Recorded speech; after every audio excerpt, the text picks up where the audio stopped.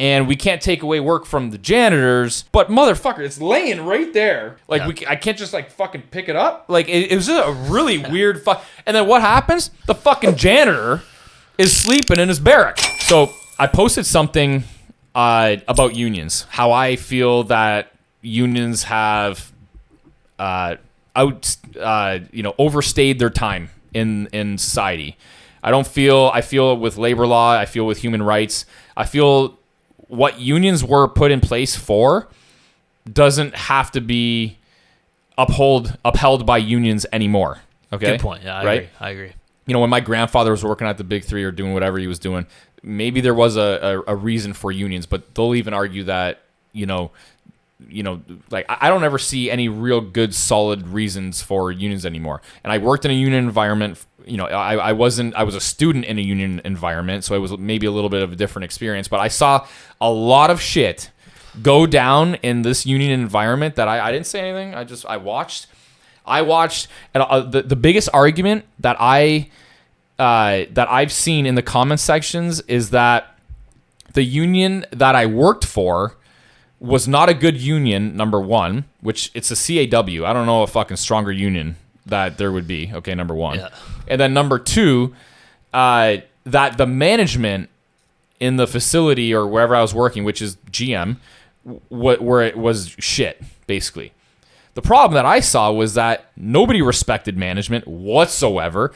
And if somebody did egregious shit that was in the union, they got right back in, and they got maybe, even if anything, a slap on the wrist, and borderline not even that. So you worked. How long did you work at the border there? Too long. 11 years. 11 years. So you've worked full time 11 years in a union. I don't expect. I'm sure you still got friends there or whatever. So I don't expect you to cut up obviously people or whatever. But what did you see? Like, what's your perspective on that kind of environment? It creates a race to the bottom. Okay. A race to the bottom of work ethic, a race to the bottom of respect for people in authority. It fosters an environment of basically the less work you can do, the more you're winning. It's weird. It's almost backwards. And the reason for that is because there's never any consequences. To lose your job, federal government union as well, maybe the strongest of all, as far as I know. I saw one person get fired in 11 years. What did they do? I don't remember specifically. It would have to have been. It was egregious, like you said. Yeah. And then on that note, with the automotive stuff, I know several former automotive workers. The stories I've heard from, oh dude, it's wild. Some people didn't work for 10 or 15 years. They didn't work. They just went in and they just watched movies or whatever the case is. And I said, well, how did you get away with this? I remember walking around, driving around or whatever on those little carts or whatever with my dad. He had a job where he had to go pick up parts or do whatever, and he had a cart. I remember driving around. I would see people sleeping. I remember even walking into different areas. People would build bunk beds out of shit there, hide it. There's curtains. It was barracks. Stuff like that. It was fucking outrageous. The stuff that I saw, I remember just even people taking their sweet ass time, and they're always getting red lights on the line or whatever, and you get a red light if you're taking too long to do your job or whatever. And I remember the foreman coming over and just being like, hey, can you speed it up? And the people just be like, fuck you. And it was crazy. I was like, what the fuck is going on here? This is crazy. That's your boss. If at all, not even just your boss, you just don't even have respect for people in general. That's just how you act. It was crazy. It was unbelievable to me. People were late all the time. Nobody, it was unbelievable to me. The shit that I saw happen there was and the lack of work ethic. Now, again, not everybody. There was people that were just good people that did their job and wanted to do it well. I'll touch on that real quick. Yeah. You become a product of your environment. 100%. So I'm not a lazy person. I've always been a hardworking person. I work very hard now. But when I was there in that environment, I became lazy. Sure. Okay, because everybody else was. Yeah. And nobody else respected anybody. And if I go do a bunch of work, actually, I usually find myself getting into more trouble because my colleagues are pissed off because I'm setting the bar too high. Exactly. I'm doing for instance, an enforcement action, right, or seizing something or whatever. I was at the border. the supervisor remember almost got mad at me because now they got to do more work. I remember you telling me this. Even like I remember you telling me like people would even get like pissed off when you'd even send people in. Oh, 1,000%, man. 1,000%, yeah. That's so funny. And here's why, because you're being compensated equally, regardless of your work ethic. Exactly. So let's talk about the impact that this has on, if you're trying to run a business and you have unionized employees. First of all, the cost is going to go way up. Productivity is going to go way down. Where is that cost going to be passed on to? It's going to be passed on to the product.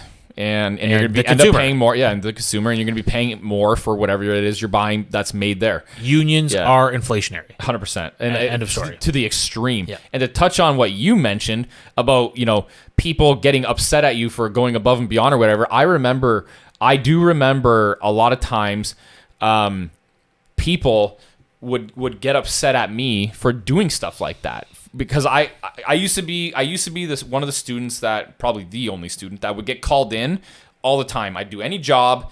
I would come in on a whim. I would drop whatever I was doing, and I had pride in my work. Mm-hmm. I wasn't a product of the environment. I didn't work there full time, so I was probably a great worker to the foreman in terms of productivity. But I remember people were not happy the way, weird, you know what I mean? Yeah. And I would, something would I'd see garbage on the floor and just laying there or whatever. And people I remember picking up a fucking chocolate milk, half a liter, I'm talking about carton or whatever the fuck. And I remember somebody on the line getting being what, don't do that. You can't do that shit. He made me take it out of the fucking garbage and put it back because that's the janitor's job, and we can't take away work from the janitors.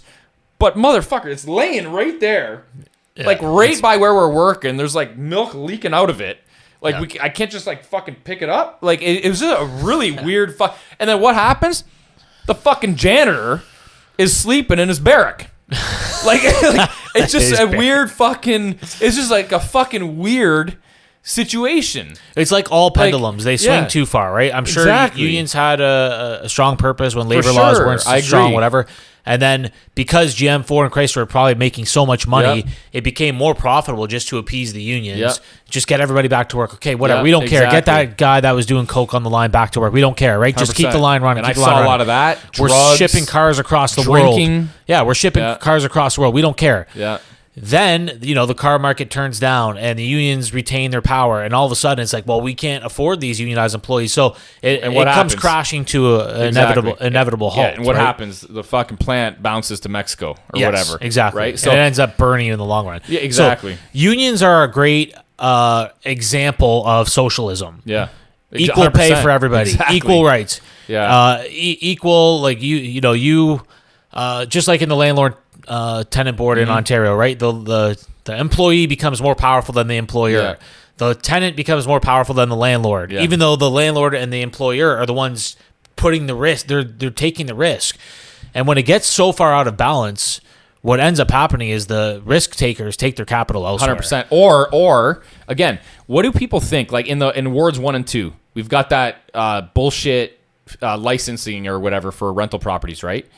Or the landlord tenant board, it takes so long to get people out. Now you're owed X amount of dollars. You can't recoup it. Where do you think that those losses are going to get in? Who do you think is going to pay for those losses? Someone's going to pay for those fucking losses. And I can tell you right now, generation of tenants. Yeah, and I can tell you right now, it ain't going to be me. Yeah, I'm not paying for that fucking licensing fee. Yeah, I might pay for it up front, but you're fucking paying for it in the end. Yeah, in the end, you're going to pay for it. You're going to pay for those. You're going to pay for those losses. Someone's paying for that shit. It ain't me. I'm not paying for it. I hold the cards. Yes, you're not paying for it. Yeah. So someone's fucking paying for it, and it ain't going to be me. Yeah. So this is going to backfire. We had somebody discussing this. Actually, a resident of West Windsor in our office the other day. Brought up some great points. I understand. You got a bunch of absentee landlords. They're not taking care of their properties. You got 7 or 8 students in residential neighborhoods on all sides. This is a family neighborhood. I grew up here.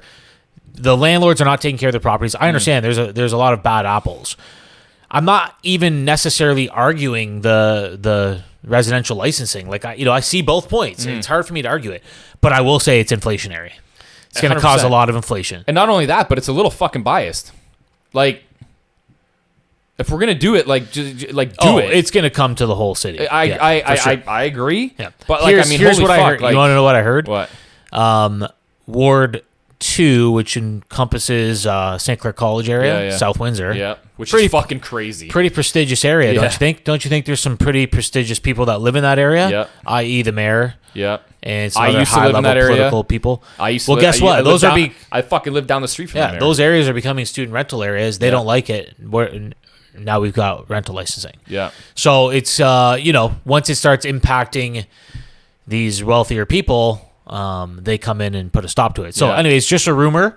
Yeah. But regardless, it's a big lawsuit going on right now with a couple 110. The problem is this is already existing across a lot of similar university towns, Kitchener-Waterloo, London. It's across the whole city.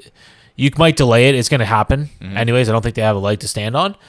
And it's going to burn a lot of people that were investing capital into rental units that are going to be impossible to make legal or very costly. Yeah. And those ones are going to have to hit the market. Yeah. And they're going to sell. Yeah. But it's not going to fix the problem. No. Right? It's actually going to make, because if I had 8 students living my rental and I actually only have 4 legal bedrooms, well, now you got 4 displaced students.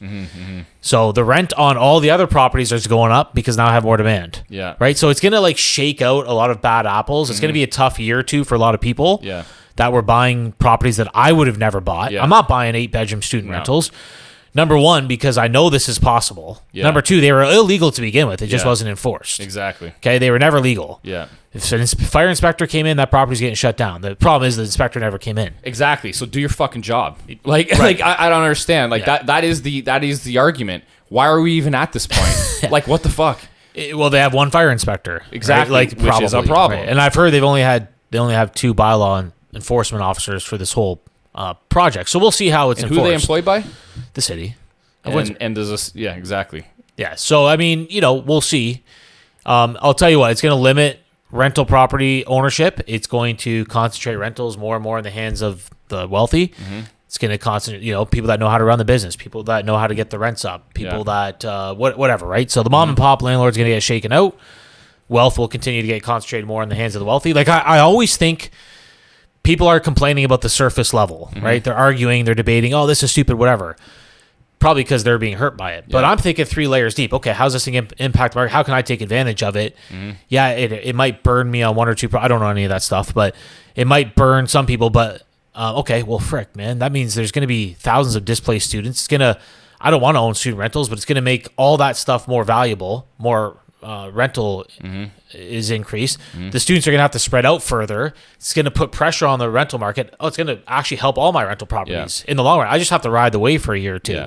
So you always got to think 3, 4, 5 factors deep, not 1 or 2.